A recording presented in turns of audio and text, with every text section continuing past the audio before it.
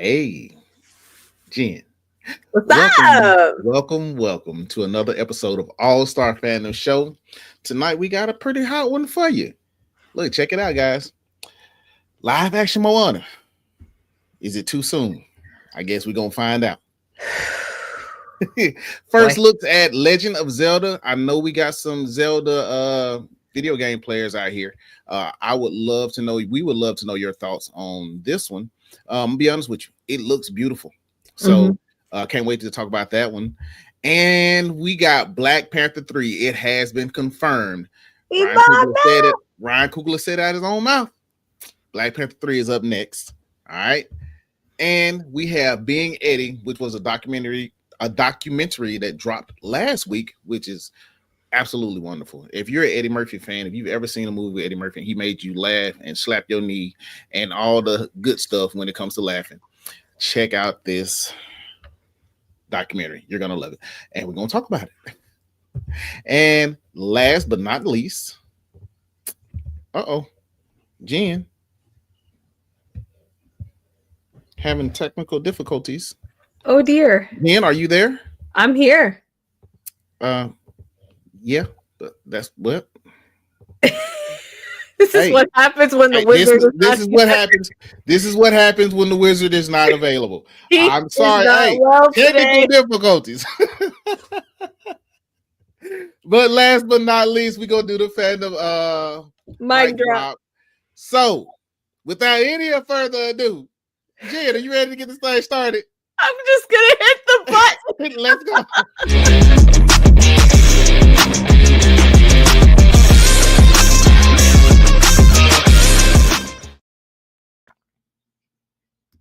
Hey, guys. Welcome back to another episode of All Star Fandom Prime, where we try to give it to you right.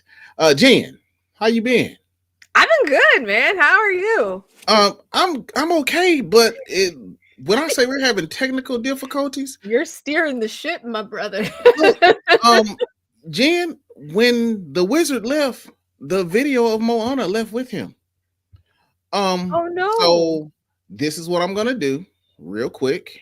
Okay. Guys, y'all hold on for a second, because we are going to watch this trailer together. We have not seen it. So y'all just give me one quick second. Let me download it. But we are going to watch this trailer tonight. Oh yeah, we are. We are. So y'all give me a quick second. But hey, if you're tuning in with us today on this wonderful Wednesday, thank you so much for coming in and chatting with us, man. All Star Fandom Show, man. We absolutely love each and every one of you guys. Okay. Jen, rum-pum-pum-pum. So King Matthew, Turtle in chat. I see you guys. Yeah, we're trying to get it together. I'm gonna answer this right now. Can I? Okay. I sure can. Did you guys see Wicked for Good? I just got home from seeing it. No, we're gonna be doing a watch along. The three of us are gonna go see it, and we're gonna do a review on Sunday. Yes.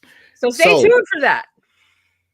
I'm going to see it on Saturday. Jen, when are you going to see it? Saturday. Okay. And I think Dion is going to see it Saturday. So we're all going to be ready. Y'all, please come back on Sunday and we're going to discuss it. And we would really love to know what y'all think about. Yes. 3:00 Eastern was 3:30 Eastern, 4:30 my time, right? Central. So without any further ado, I do apologize. We have little technical difficulties, but I finally have it. The Moana live action trailer. And guys, we're about to watch it right now.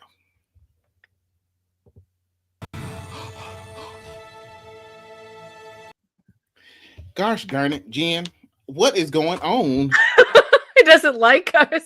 I don't know what's going on. It doesn't like this us. This is wow. It doesn't like us. Let me try this again. All right, here we go. And the girl who loves the sea, it calls me. She's so cute. Oh my goodness.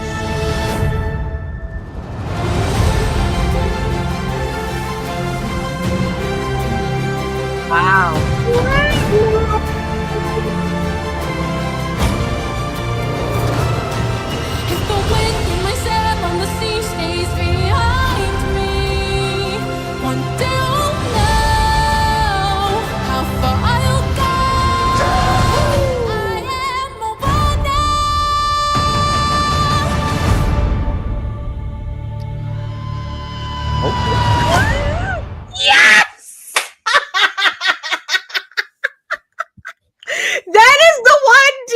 all I personally care about is that they got hey being hey, and the fact that we're gonna get that moment. Oh, I'm happy. Jen, look, listen. I'm gonna be honest with you, Go for it, man. Go for it. Talk to me. How and do I you love feel? Moana. I absolutely love Moana, It's one of the and I know one of the this is best things that Disney, they've and done in a long time. I know it's gonna be visually stunning, right? It better But be. do you think it is too early to release a live action Moana literally after we just got a Moana 2 this year? You know, if I remember correctly, I think the animation studios did not tell everybody that they were doing a Moana 2 when they already had been discussing a live action Moana. With that said, yeah, I think we're getting this too early. I mean, this drives home the point of many fans within fandoms that, you know, Disney has been doing a really bad habit of getting into a lot of remakes. Um and that they really shouldn't be doing remakes to a certain to a certain point. Mhm. And this validates the argument because in my opinion we really didn't need a live action Moana this soon. I mean, both films are still well beloved, still well watched. It's Yeah, out of most movies on Disney Plus, Moana is the most watched. it is And, really. oh yeah. I didn't know that.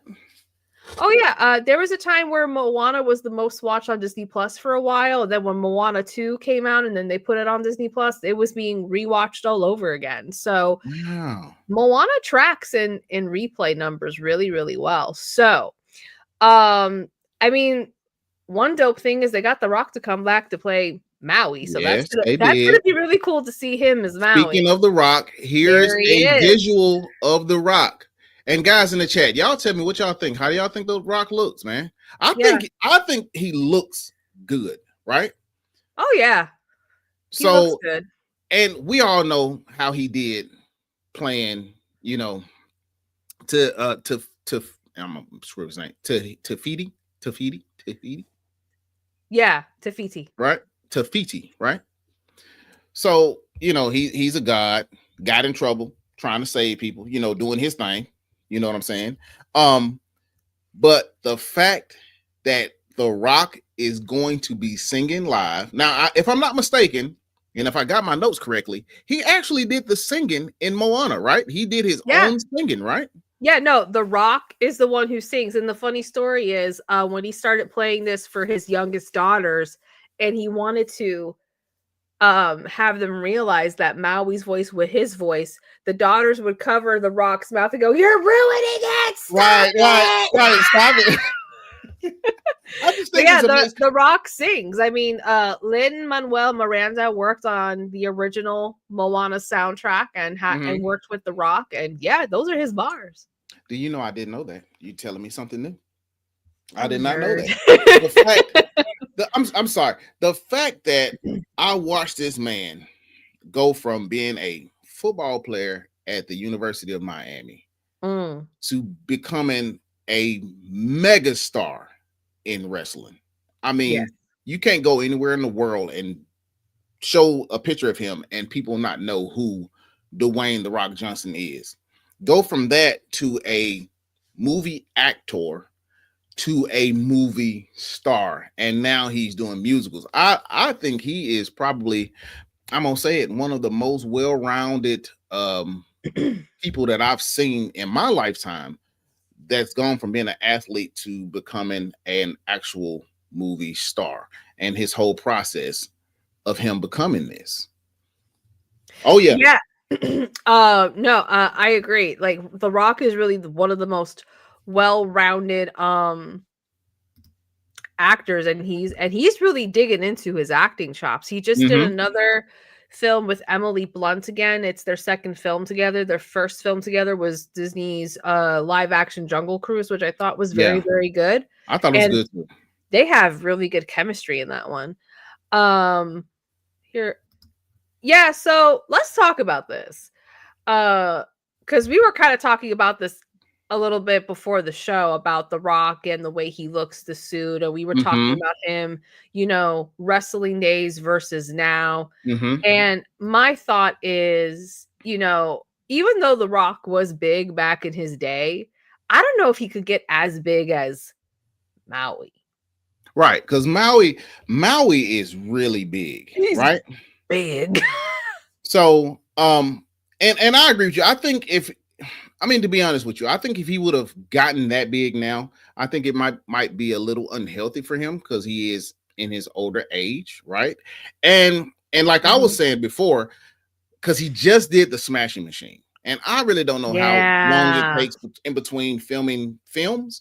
But I was like, man, it would be too soon for him to gain that weight all the way back just to film this film, I mean, if he would have done that film first before Moana, he would have had to stay on that regiment until Moana was completed.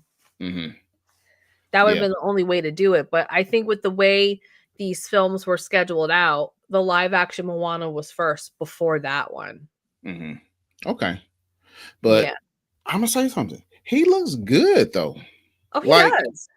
He looks like I'm gonna go back. Look at this. He looks good.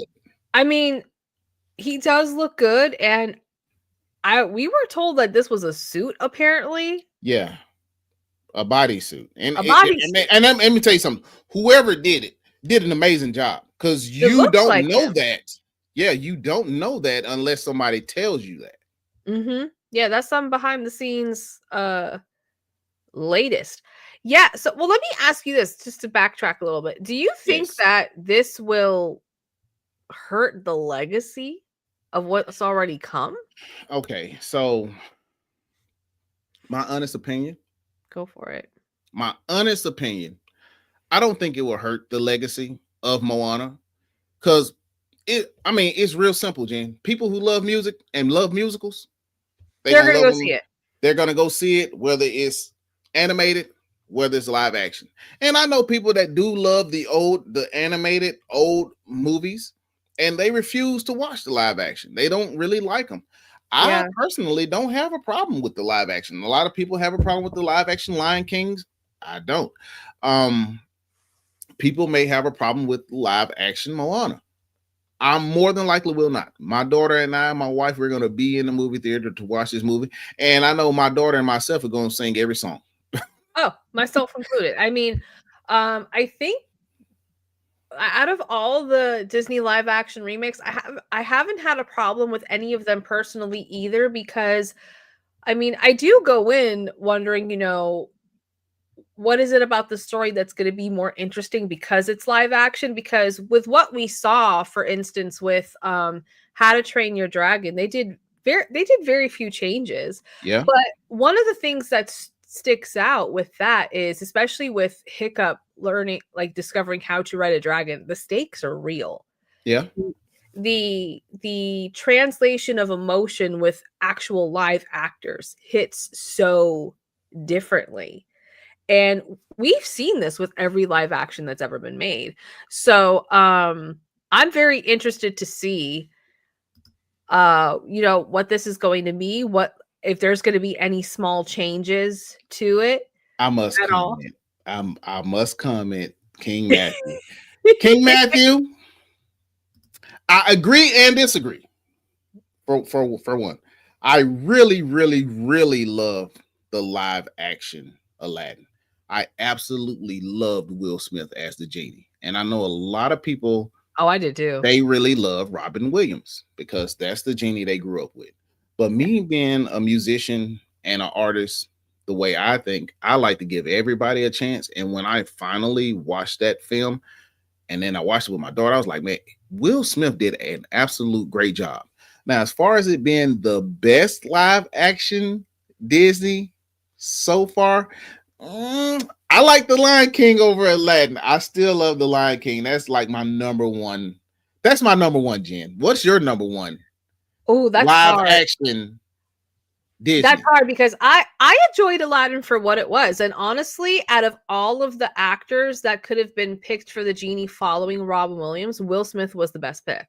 Yes, he was. I He think was he was. he was the best pick. And I love what they put out at the time. They were calling him the Fresh Prince of Agrabah. Yeah. um and for what he did, he honored Robin Williams' legacy, and that's one of the things that made Will decide to do that live action film was he got to play with the music because he was adamant with every interview. He's like, I first said no, I did not want to do this. It doesn't make sense for me to do it. But then when I started thinking about the music, how I could play with it, I was like, you know what? You I can think make it. He can I make think it I can really spin good. it. But to bring it back to the conversation, so I want to talk about this that we have from definitely not Dion. With yeah, it's definitely not Dion with the Ninja Turtles icon. Right. Nothing that it's how would this be Dion? Anyway, Right.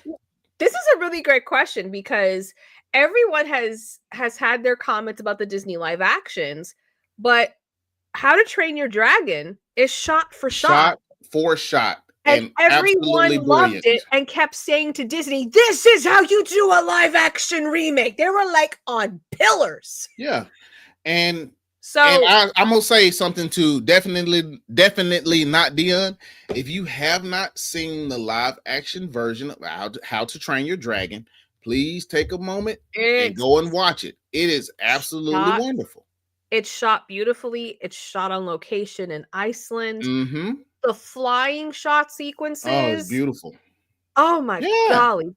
But anyway, so you know what? I think a shot for shot really could work. I mean, because like I said, with How to Train Your Dragon, there were some subtle differences, not too many, but that movie was also shot for shot, and everyone went un poco loco over it. Yeah. So it could work.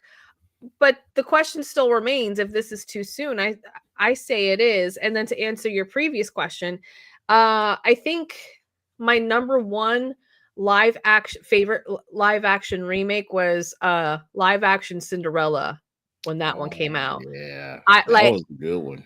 I could nerd out on that for days. It's so good. Which one are you talking about? So there were two. There are actually like 3 live action Cinderellas, right? It's the actual one from Disney that Disney did that stars Lily James and Richard Madden, who was in Game of Thrones. Okay. All right. Yeah. So I'll talk about that one. Gotcha.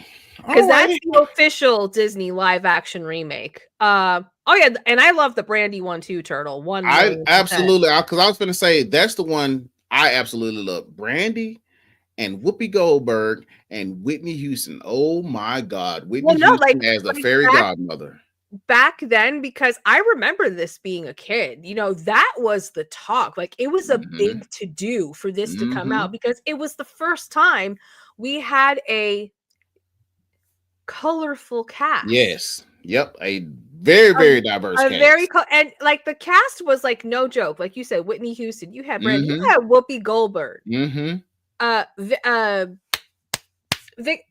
Victor, whatever his last name is, who played the king. I love him. Yes. And then and then James from Seinfeld. Yes, from Seinfeld, yes. I mean, it was brilliant. It was a brilliant movie. And the fact that as the stepmother, come on. And the fact that Disney plays off that with the new stuff that they have playing on Disney. What is it called? The one where all the children of the the villains and the princes and all that stuff. Yes, Descendants. The way that they play off that. Yep. Absolutely brilliant. My daughter absolutely loves that. Oh no, I cried when they brought Paolo and Brandy back for one of the movies. I cried. Yeah. I was like, wait, they're coming? But anyway, to get back to Moana.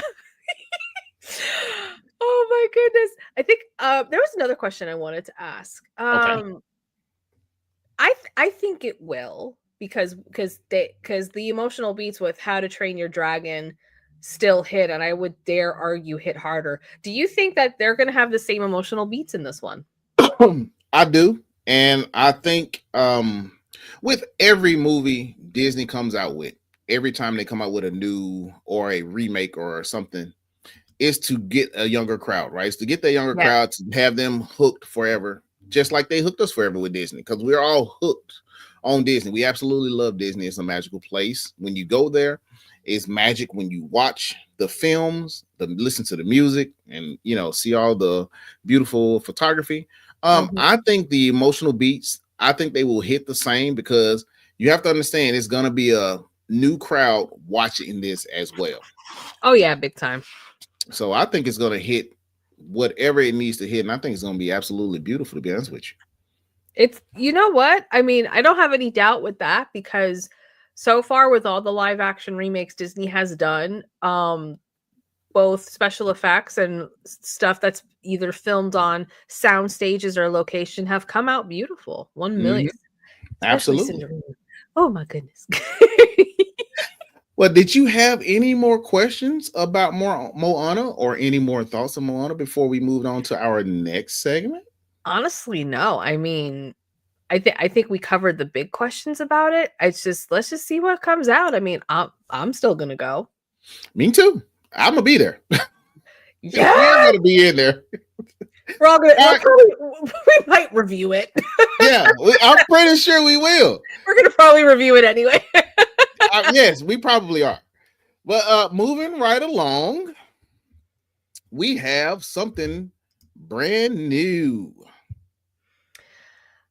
So we appreciate you all tuning in every week on Wednesdays at 9:05. We are here. Please like, share, comment, subscribe, hit the bell for all notifications so you know when we are live and having conversations with you all because we talk back. And listen, and we thank each and every one of you every Wednesday. Y'all come here and kick it with us and have good combo and laugh with us, man. We appreciate y'all, each and every last one of you. So, Jen, you ready? Do it. Finally gonna get it. The Legend of Zelda live action. People have been waiting for this for a very long time. So forever. So the fact that we're actually finally getting this, it's actually very exciting. For me personally, this is one of the games I've never played that's on my list to play because I really want to play Zelda. So I know, I got to play it. What I do know about this film is that it's being directed by the same director who did the Maze Runner series, who also did one of the Planet of the Apes films. He's doing this. This is his. So I am really, really psyched about that. I think a question I want to start with is, let me see. I'm just gonna say something. This is a beautiful shot. Oh yeah, it's gorgeous. So you got Link, you have Princess Zelda. And this is an absolutely beautiful shot. I don't know where they're filming, and it kind of reminds me of the same background. Probably New Zealand. We've seen for Lord of the Rings. Yeah, I was thinking maybe they are in New Zealand. Man, look, watching all this stuff that we watch, it makes me want to go visit New Zealand. I'm not going to. It's so beautiful. That's on my bucket list, to be honest, because I want to actually go to Hobbiton, the movie set that's there. Yeah, me too. I want to go there too. And I want to see the places that where they film Lord of the Rings. Because one of the things I love seeing is when people go and they hold up a picture of the film in the location where they're standing in front of the spot where the movie was filmed. I love those pictures. So, Jen, I have a question for the chat. Yeah, go for it. How many of you guys in the chat actually played Zelda? How many of y'all actually played the game? Zelda is the it does look like it's gonna be Zelda good. is the princess and Link is her companion to start. Yes. Yeah, Zelda is a princess. Yeah, how many of you played Zelda? Would love to know that.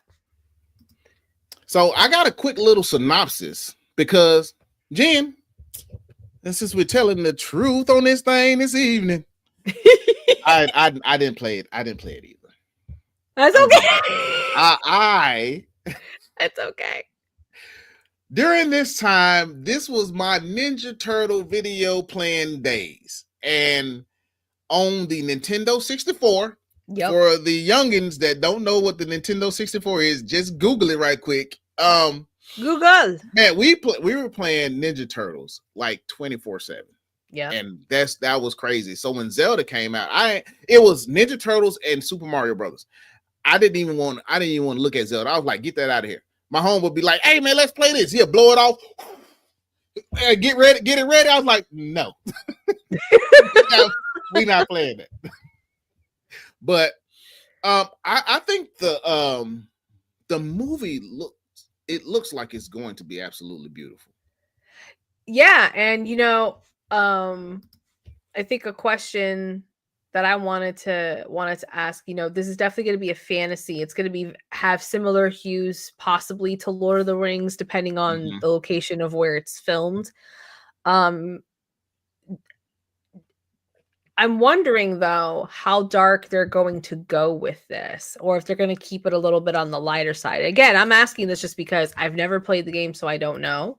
Anyone in the chat, if you can shed light on that for those of you who have played. But I wonder how dark you could go with this, with the story. Well, I'm gonna say something, Jen. Now, I'm not saying from these shots it looked like it's gonna be light and the buddy comedy that we probably are thinking about is gonna be. I don't think it's gonna be that. I think it's gonna be a serious partner type movie, but I don't think it's going to get too dark. Although they will be fighting evil, I don't think it's going to get as dark as Lord of the Rings dark. You get me? So the story is Link is he wasn't born into wealth. He has to move up the ranks. Fate has chosen him to be a special warrior, and eventually he meets with Princess Zelda, and then they fight evil, right?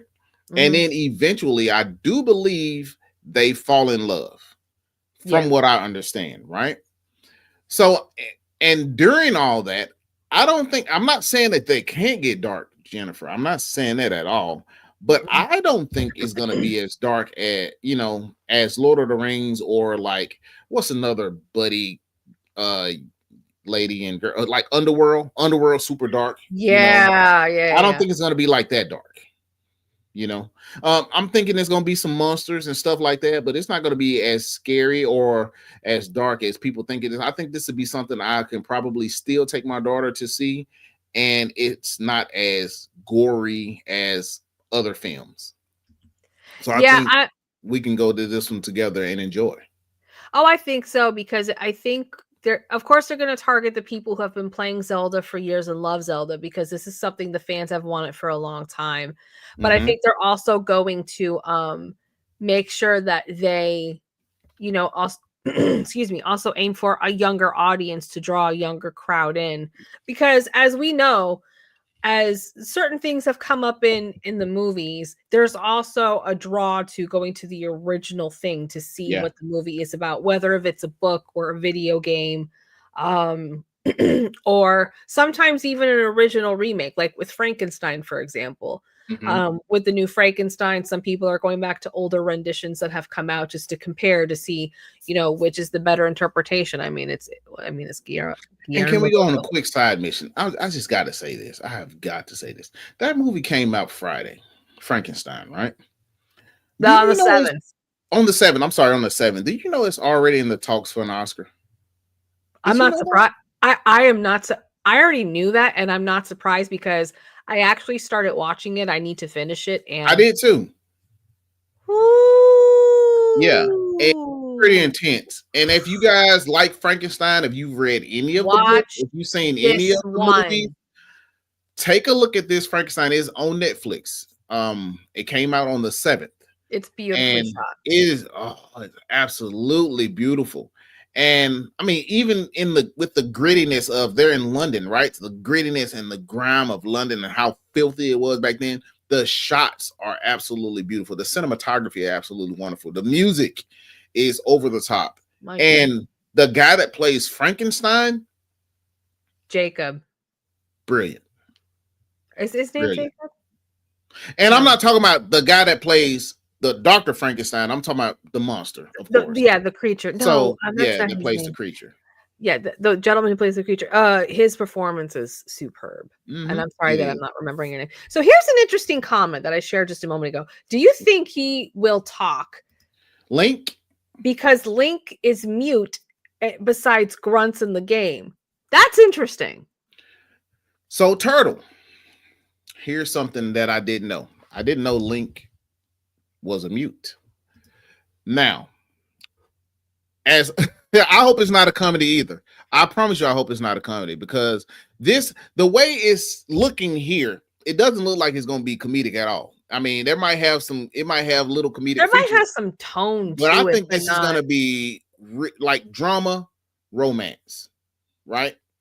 Now, as far as Link not talking, considering the fact that this is a movie, and if they're not worried about, yo, ATO Worldwide, thank you for tuning in, big dog.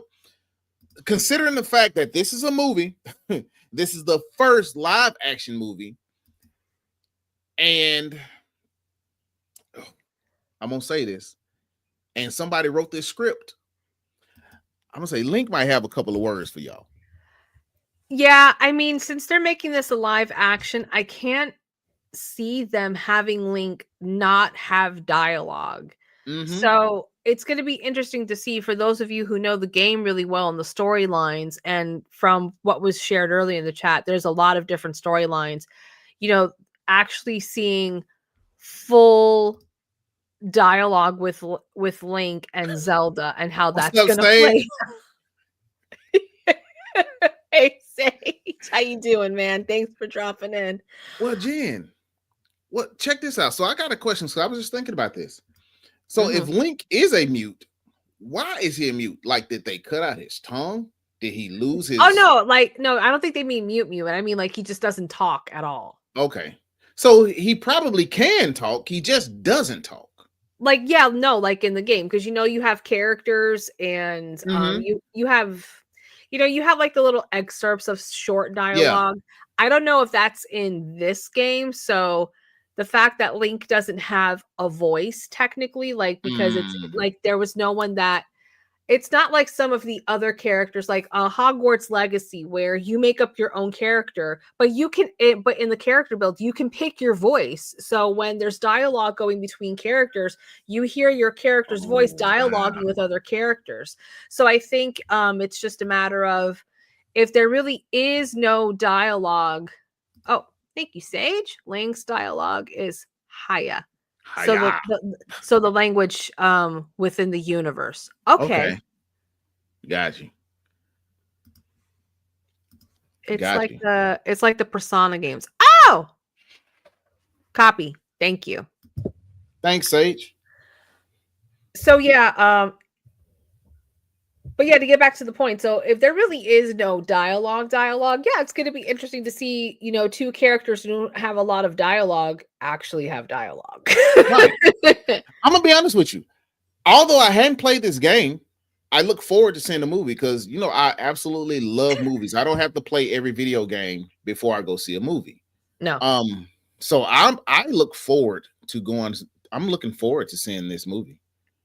So I just hope I hope it's as brilliant as the video game, because I know a lot of people really love the video games. I know a lot of people talk about the video games. Those are conversations I kind of pull back and I just listen to the passion that they talk about this game with. I can only imagine the people that made this film more than likely played the video game, grew up with it, and I'm thinking it's going to be really good. Well, as we all know, with all fandoms, we have that percentage of naysayers that are going to have its comments ready to go. Yeah. Please but don't. Jan, did you have any more questions about The Legend of Zelda? Not really. I mean, just because since I've never played this game, I can't really say too much about it. For me, I'm definitely going to be that consumer that's going to go see this film. And then most likely, because it's not hard to make me happy, I'm going to be very happy. Like, I want to play the game now, and then go buy the game. And I think I think the same way. I'm like, well, maybe if I go see it, or when I go see it, it might make me play the game. I mean, I've wanted to play these games for years. I just haven't gotten around to buying them because I haven't been a gamer for too long. And the first game I played was Fallen Order, and I was in that for a while. I think for me personally, I think I need to play this last Metal Gear first before I play anything else, because I've been waiting on that game for God knows how long. You know, just like everybody waiting on Grand Theft Auto 6. Everybody been waiting on that game for God knows how long. Oh yeah, and my list of games that I still need to play right now, I'm playing Jedi Survivor and Hogwarts Legacy. I go back and forth. I need to finish both of them. Well, Jen, if you don't have anything else to say about Zelda, we can move on to the next topic. Let's do it. All right, let's go. Link. Did we click it?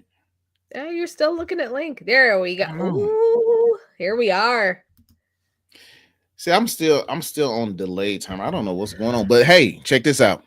Out of his own mouth, Mr. Ryan Coogler said Black Panther 3 is up next. And I want to know what each and every last one of y'all think about this in the chat. Y'all let me know what y'all think about this. And I'm going to say this.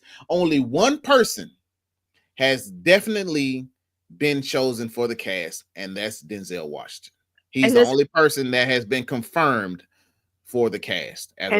This is the final thing Denzel is doing in his career. So this is the last thing. This will be his, according to what Denzel Washington has been saying in all his interviews, this will be his last film, Black Panther 3. And I can't wait to see him in Wakanda. I'm excited. I can't wait.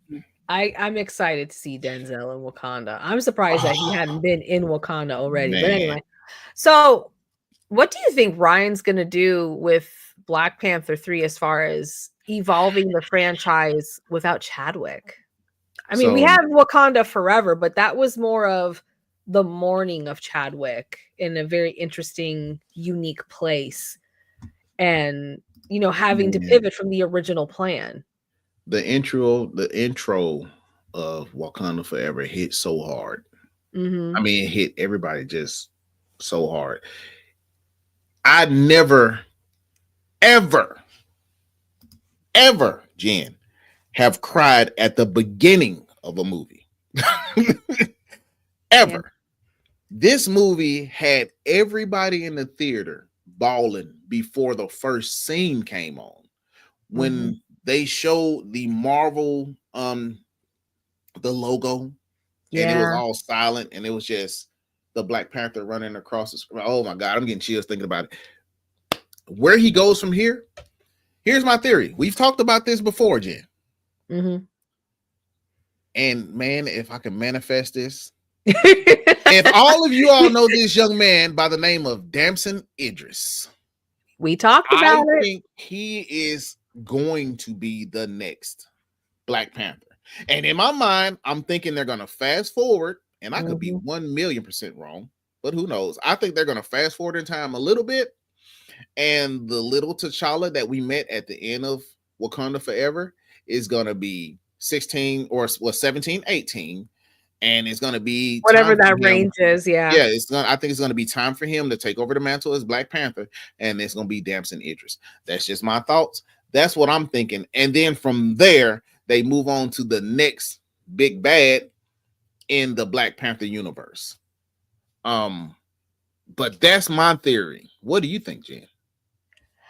I mean, I think that makes the most sense because we talked about this on a couple of episodes ago where I presented the pictures from the Vogue World fashion show. I believe that's what we discussed, where that same person you mentioned was part of the show and walked with Angela Bassett as she returned as the queen. So, and that sparked a lot of conversation from the nerd world where a lot of people got that same consensus. Like, is this them telling us that he's the next Black Panther? Is this what this means?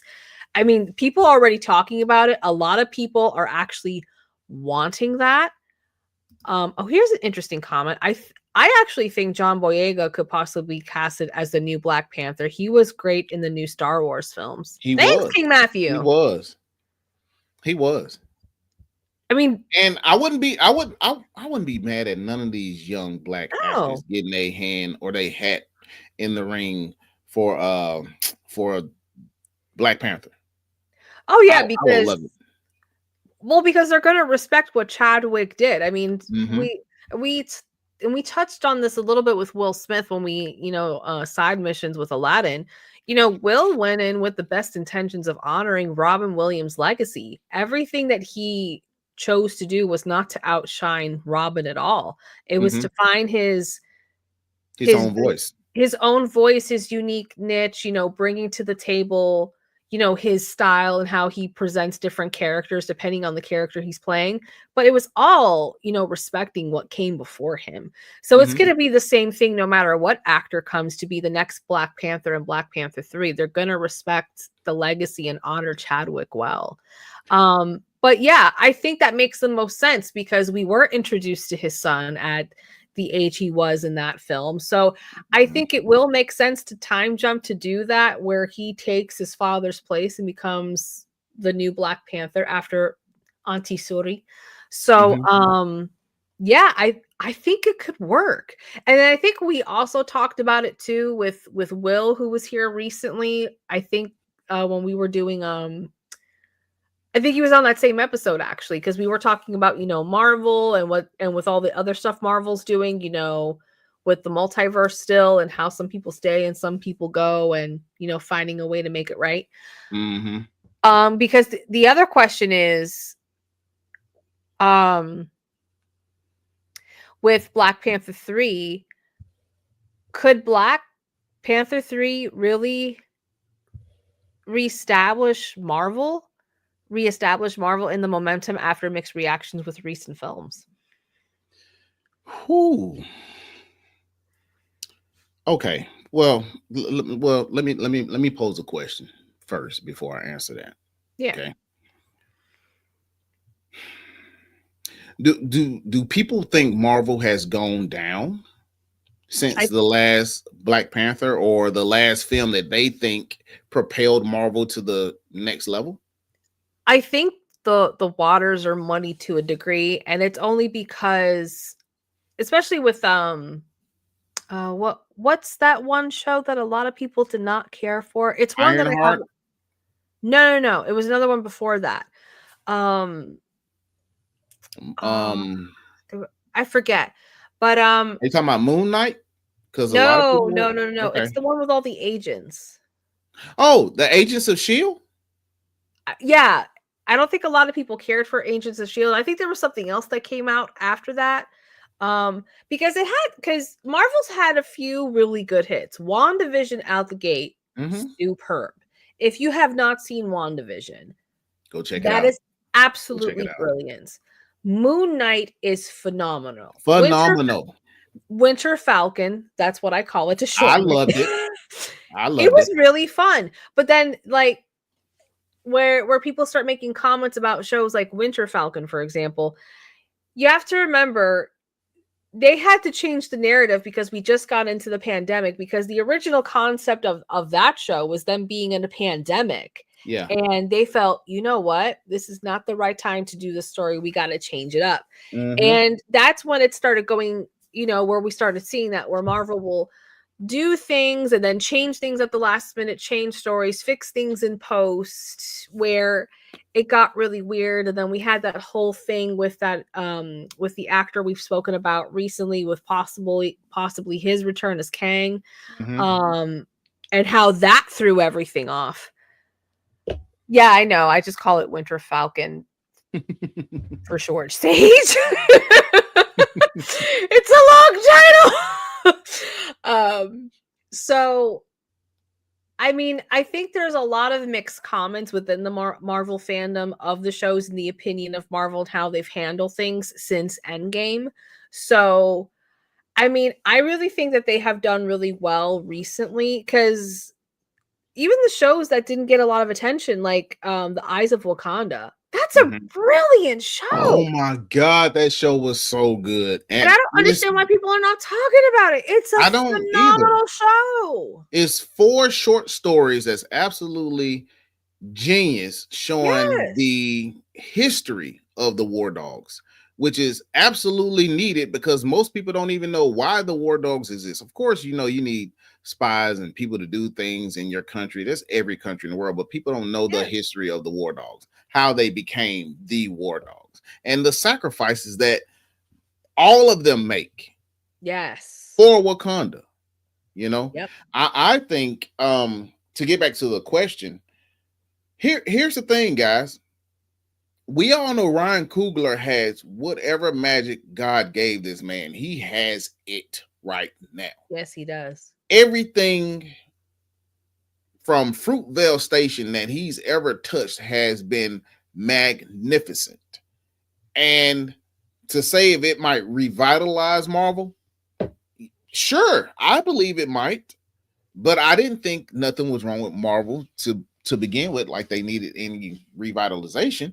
But I think if there was someone to do it or put a spark in the back, so to speak, is Ryan Coogler.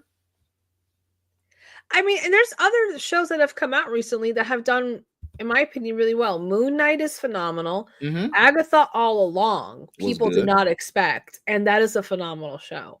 And then Ironheart to me was fantastic. I loved Ironheart. I love then Daredevil Born Again.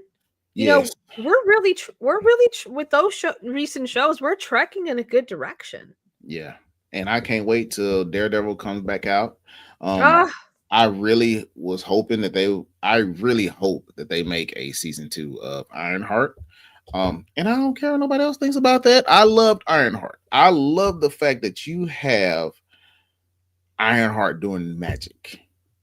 You have Riri Williams doing magic. I love it. In her suit, no less. Her suit has magic in it. With Tony Stark tech. Come on. Oh my God. Wait a minute. I just saw that comment. Sage, if Ryan Coogler directed Blade, that movie would be out of this world good. Ooh. Oh my man. And that. It don't matter who played Blade. It could be Wesley or Mahershala. Either one of them. They both can play Blade. They can do a variant thing. I wouldn't care. If Ryan Coogler directed Blade, that movie would be absolutely wonderful. And everybody know me. Everybody that knows me know I absolutely love the first Blade. That is by far one of my favorite movies, if not my favorite movie ever.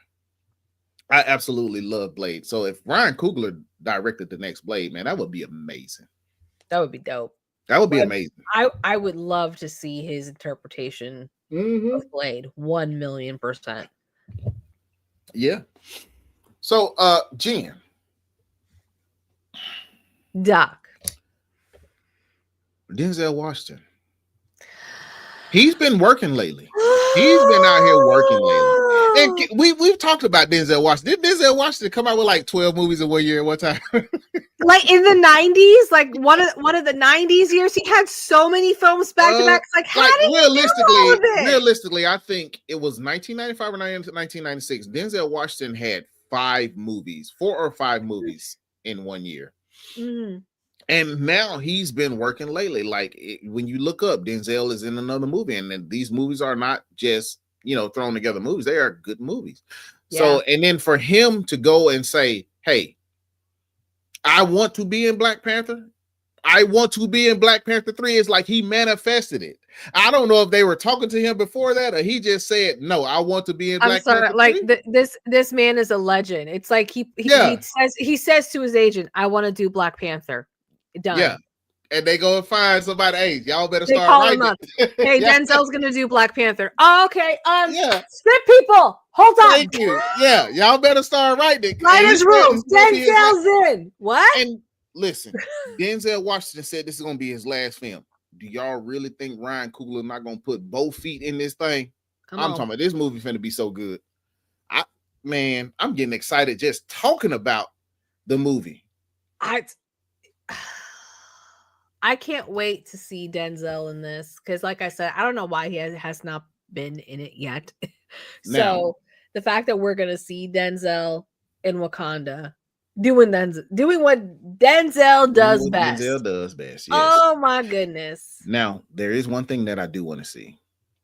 and that's the Midnight Angels. I want to see them because they showed them at the end of Wakanda Forever, and they showed Mm. that suit, and I would really love to see how they intertwine them within this story, Mm. because at the end of Black Panther 2, Namor, well, obviously, Shuri didn't kill him, you know what I'm saying? He let him go back Yeah. to his people and all that good stuff, and it's supposed to be on good terms. But as you know, the story of Black Panther, like Wakanda and the Atlanteans are like seem like they're enemies forever. You know what I'm saying? They Yep. are enemies forever.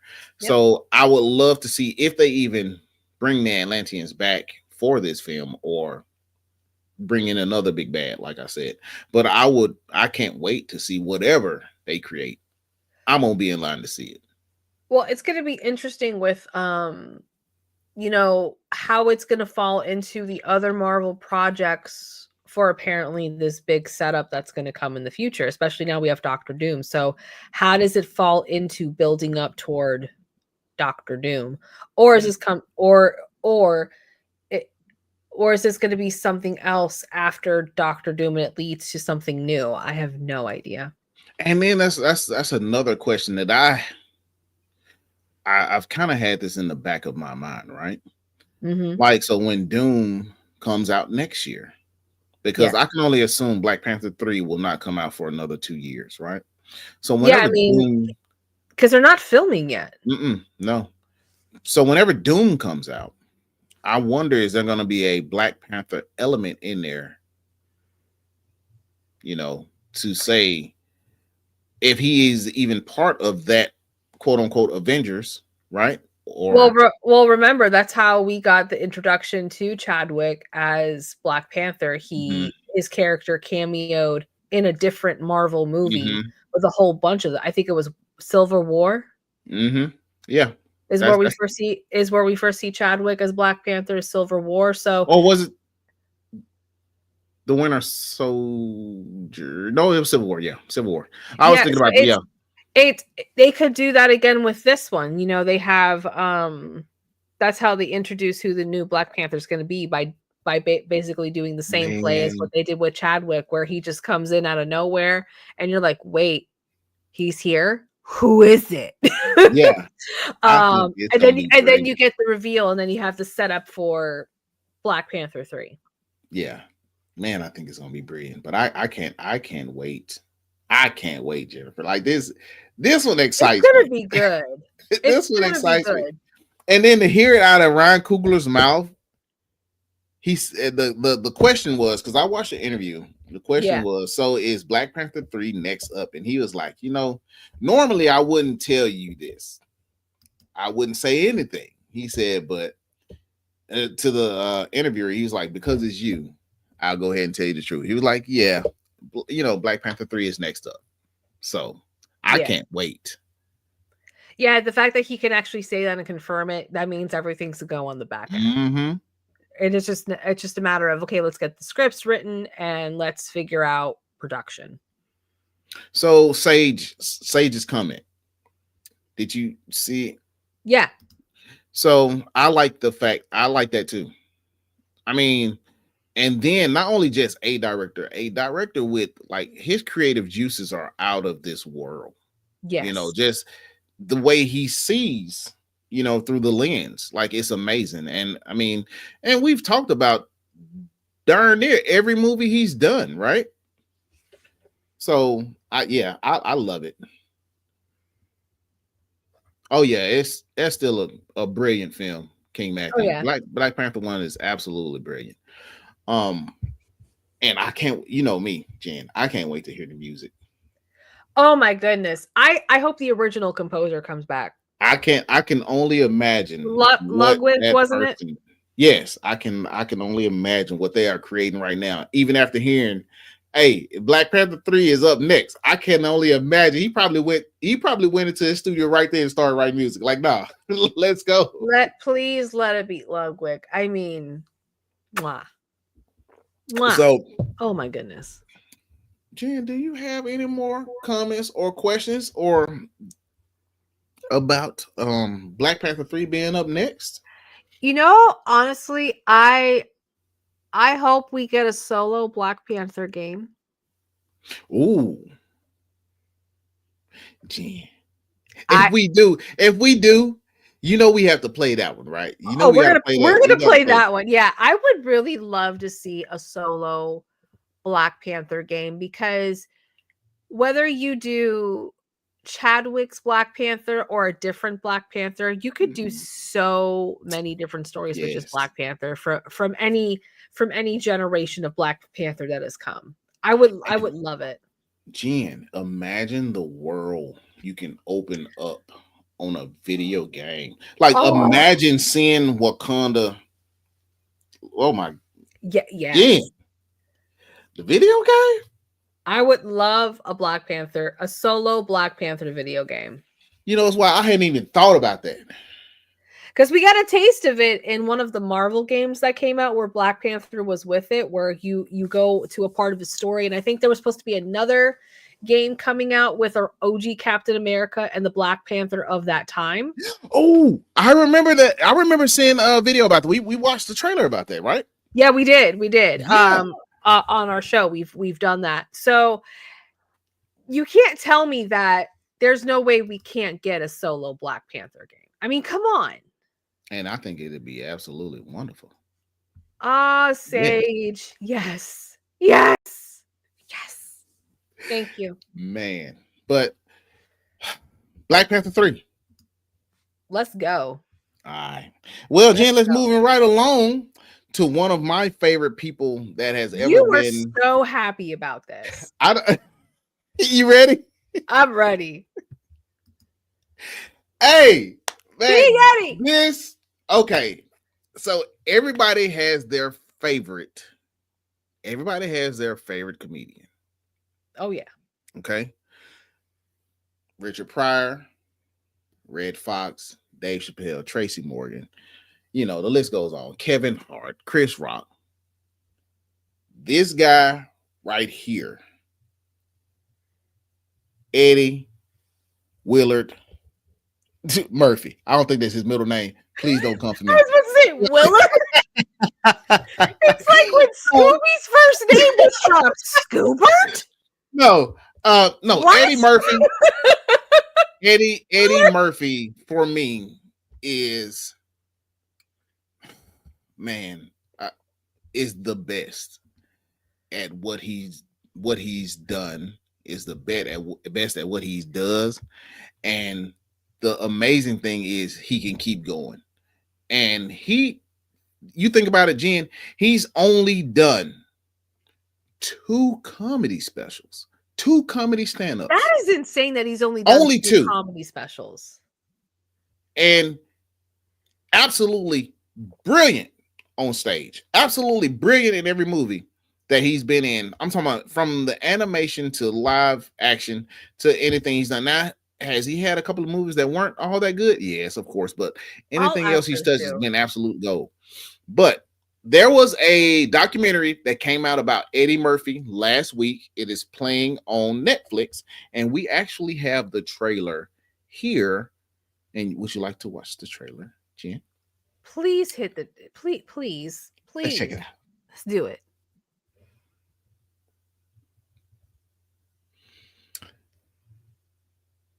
There we go.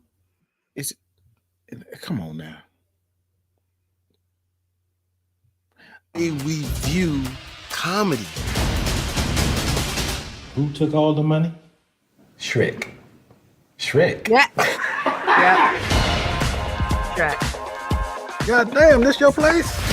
I started so young. Eddie was right out of high school, but he was just fearless. My stuff took off because they'd never seen a young black person take charge. The new sheriff in town. He had the #1 movie, comedy special, and pop song. It was unprecedented. It's like a miracle. From stand-up comic to big screen sex symbol. That's what they said. I didn't say it. He went from being the raw guy to the family guy. You ate my slice? This is a great house to haunt. Like 100 years from now, I'm gonna be around this motherfucker. I heard him doing that laugh upstairs. Eddie never stops creating. I want to show them that I'm not like anybody in this town. I'm everybody in the scene and everything in between. He amplified black talent. He changed the world. Not just American culture, he changed the world. Yeah, I guess so. Yeah. One of the greatest ever. It's all about my children. Pursue peace of mind. If you get that, then you got it all. The best show on television is ridiculousness. I love that he's sitting around watching ridiculousness. That's fucking hilarious. It is. Who, Jen? Oh man, it's so good. Jen, if you hadn't seen it yet, No, I haven't. It's on my list to watch. okay, y'all got to give me a second because I don't know what's going on with my stuff. Hold on, right quick, Jen. Mm-hmm. All right.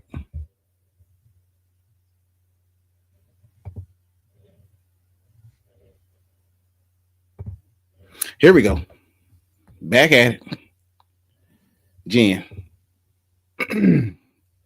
So, Eddie Murphy documentary. I watched it. I was going to watch it again. I am going to watch it again. Yeah, no, I need Because- to watch this one. Definitely. To watch his progression from when he started Mm-hmm. to where he is now is amazing. Watching him go from being a 17-year-old kid, literally 17-year-old kid in clubs, making people laugh, just having that confidence. Like it already takes Edward Reagan Murphy. That's a good one. Edward, is that really his name? I don't know. Is it really his name? I'm curious now. Yes, man. He made. So we're talking about a guy who became a mega star in a time where they only allowed one black person to be a mega star at a time, or to be a superstar or movie star at a time, right? Mm-hmm. And Eddie Murphy came in that thing and he opened up so many doors for all these other comedians that we see now, the Chris Rocks, the Kevin Harts, the Dave Chappelles, Tracy Morgan, and the list goes on and on and on and so forth. It's amazing to really watch him work and to actually get into character. And the stories that he has, just talking about him meeting his idol and being on set with his idol in, on Harlem Nights. It was him and Red Fox and Richard Pryor and all of these hilarious Della Reese and all of these geniuses, and him, how he came up with the concept of coming to America. And like they were just sitting on the bus and he was literally just going through a breakup and saying, I wish I could find a woman that just wants me for me, Yeah. Just brilliant. And that movie right there that you just showed, that was the first movie that I got to see him in. Oh man. Beverly Hills Cop. What was my first Eddie Murphy film? Goodness. I would like to know, Jen. Because and here's the thing. So, of course, Eddie Murphy cussed a lot, right? Oh, yeah. So my parents were like, they weren't like, nah, y'all can watch Eddie Murphy. It was not like that, right? It was more like, you cannot watch him until you grow up.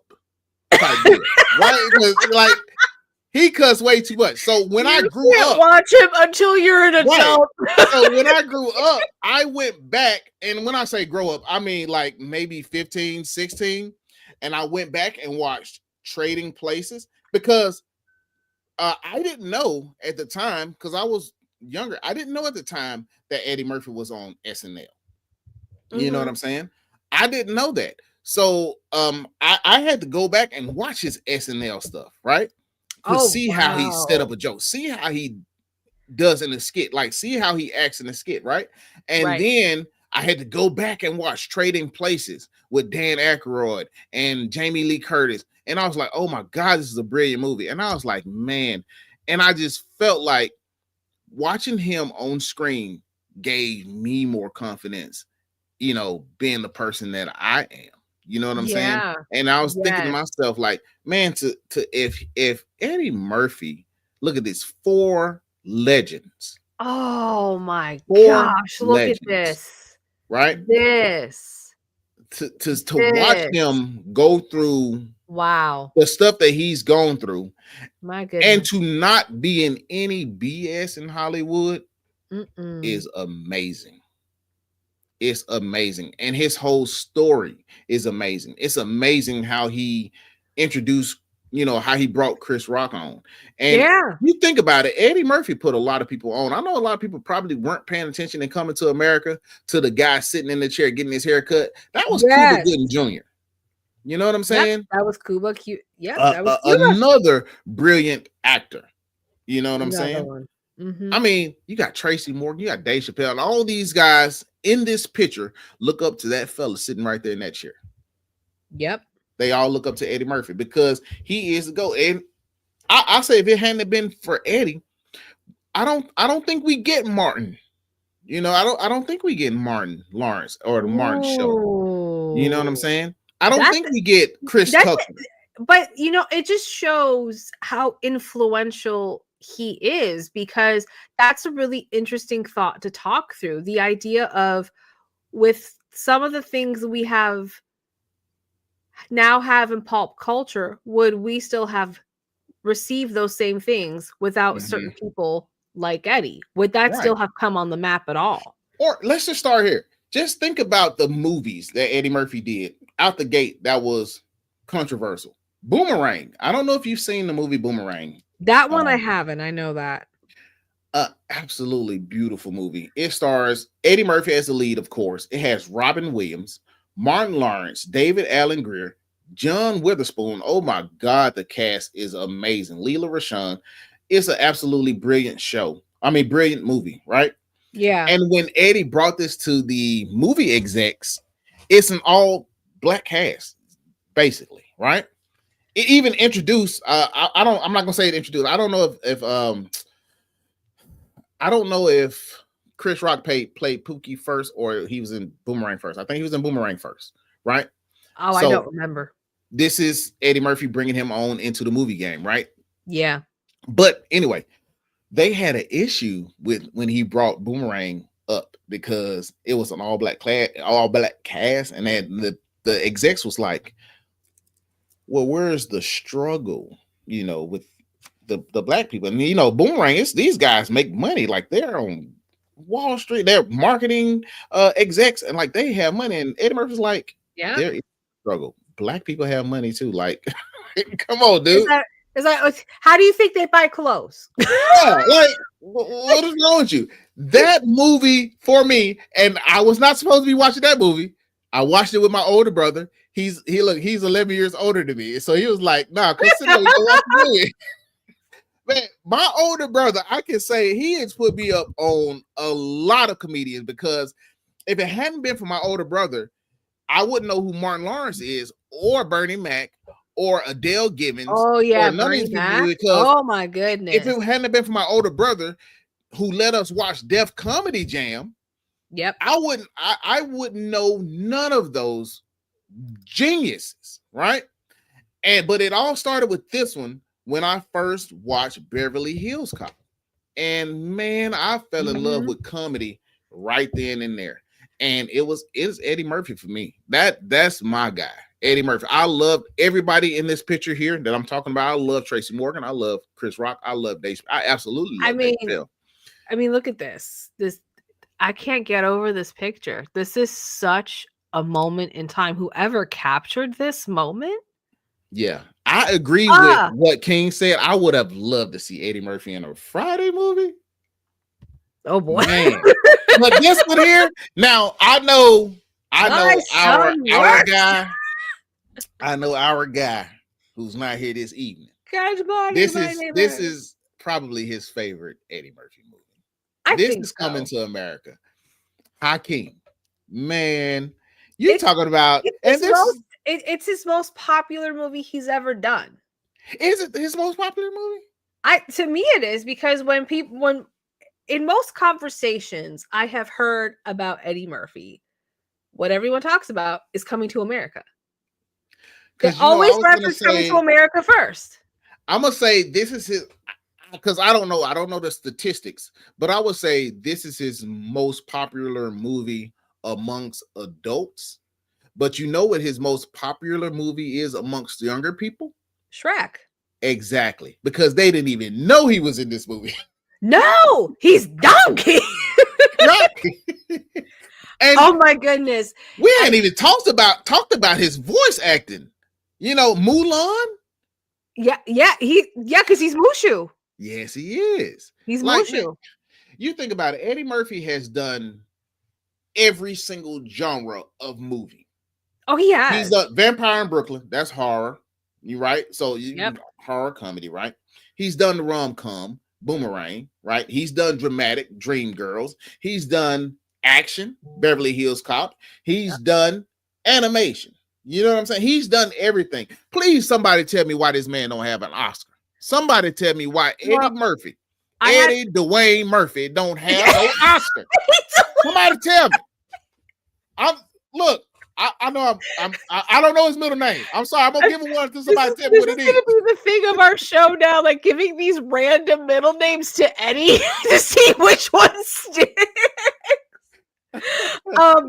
Well, I had to go through his filmography because I had to jog my memory of the first time I ever saw Eddie Murphy. And for me, my first Eddie Murphy was Michael Jackson's music video, Remember the Time, because he plays with the Pharaoh. He sits as Pharaoh. That was the first time you saw Eddie? Really? That's the first time I saw Eddie, was Michael Jackson's music video. Wow. That's my first.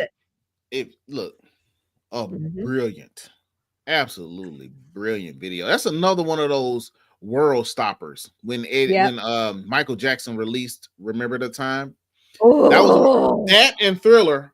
I think those are two videos that stopped the world. You know, but this right here, King Matthew. Yes, exactly. Yes. How is it he doesn't have a star on the Walk of Fame? I don't know how. Just like I said, how is it he doesn't have an Oscar? Because believe it or not, Eddie Murphy, thank you. The Nutty Professor, Sage, that was your first introduction. That's a good one. Hilarious. Because let me tell you something. You don't see comedies winning Oscars, right? No. If there was an Oscar for a comedy, that man should have 10 of them.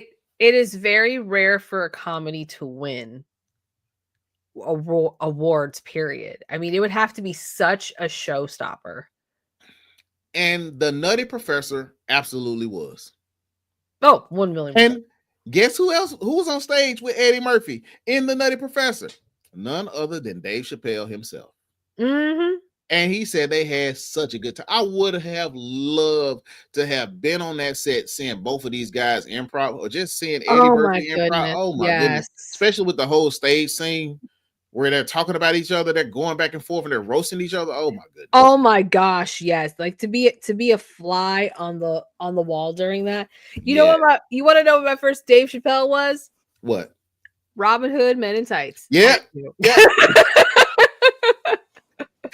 I can say that was my first. I think that was so the first time I recognized Dave Chappelle in the movie, it was Con Air with Nick Cage. Okay. I didn't recognize him in Men in Tights, right? Yeah. But Robin Hood, Men in Tights. Yeah, Dave Chappelle doing his thing. Yep. At you. Man, Eddie Murphy, to me, for him to have been in the industry, for him to still be in the industry for so long, and to have made all of these different genres of movies, I think is absolutely lovely that he has kept his nose clean in this industry. He's one of the few has kept his nose clean in this industry. Mm-hmm. I mean, I think it's safe to say, I could be wrong. I fully admit that. But I think you could count on one hand who kept clean in the industry and who didn't. Mm-hmm. Man, and this guy he's standing right next to, boy, Charlie Murphy. Boy, I miss him every day. R.I.P. Yeah. Man, that guy was funny. Oh That's man, another he one. was so funny. Yeah, But Jen, but I feel like we were talking about Denzel earlier, because Denzel also has such a broad spectrum of films that he has done, from classical Shakespeare to adventures to thrillers. And then Eddie with his repertoire and how he has been all over the place. You know, it really set the stage for the actors we're seeing now and the range they can have in this industry. I mean, look at Aaron Pierre. I don't know if Aaron Pierre could have the opportunities he's having if it had not been for Denzel Washington and Eddie Murphy. Mm-hmm. And the fact that he didn't get on and then didn't bring other people on. Like, he got on and he was that hand that reached back and grabbed, hey, y'all, come on. Hey, y'all, come on. Hey, y'all, you come on. He could see the potential in you. Hey, come on. It's enough for everybody. You know what I'm saying? Yeah. And man, I really do love Eddie Murphy. And if there is one person I could meet right now in my life, I would love to meet Eddie Murphy and just have a little conversation with him, you know? Mm-hmm. Man, brilliant genius. But I mean, if you guys hadn't seen the Eddie Murphy documentary, and if you're an Eddie Murphy fan like myself, please go check it out. It's on Netflix right now. It's playing right now. It came out last week, and it's absolutely lovely. I loved it. So, Jen,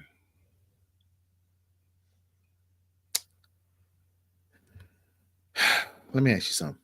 Go for it. So we're going to see Wicked, right? Oh, we are. We're going to see Wicked. This weekend, guys, I want you all to come back on Sunday and sit and chat with us. 5:30 p.m. We're going to be here discussing and reviewing Wicked. And I hope you all got y'all tickets and y'all go see it too, because we want to know y'all opinion of Wicked for Good. And with that being said, we're going to move on. Before I move on, Jen, you got something to say about on the last little segment we got going on here, the mic drop? You know, honestly, I had my segment last week because I talked about Tom Felton returning as Draco on Broadway. Oh yeah. That was brilliant. It's the way he comes out on stage and just says Potter, and the crowd loses it. They lose it. He stood there for like what? Last week. He stood there for a minute, just receiving the love from the crowd. It was beautiful. But I really don't have a mic drop. I'm gonna say this: thank each and every one of y'all for coming and hanging out with us. You know, on Wednesday, we are here every Wednesday at 8:05, 8:10, between there. All-Star Fandom show, Central Time. We live, and we thank each and every one of you. We thank each and every one of y'all for dropping us something in the comments. Man, we appreciate y'all. And until next time, Jen, you got anything else to say to the people? Like, share, comment, subscribe. We talk back, so make sure whenever you come by, you talk to us, because as you can see, we love having conversation with you all. Thank you for your support. And we'll be back here on Friday at 5:30 talking about Wicked for Good. So don't miss it. All right. Until next time, I'm Doc. That's Jen. We out this thing. Peace.